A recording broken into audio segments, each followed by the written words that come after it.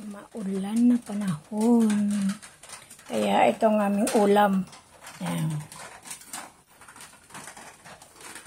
Indian mango, pinya, pritong itlog, at saka daing na dilis. Ay, ano ba yun? Daing ba yun? Tuyo na dilis.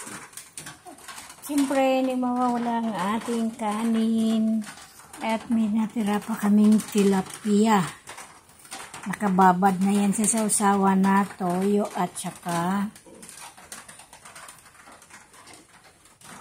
kalamansi. Yan ang aming panghimagas. Yan ang aming ulam, itlog. Kain po tayo. Ang sausawan ko dito sa dilis ay suka na merong sili. Ang laki ng sili ko. Mamaya ko na pisain. Siling anong sili yan? Malalaking sili. Ang kasabihan nila dito, siling demonyo daw. Yan. Siling demonyo. Kain pa tayo.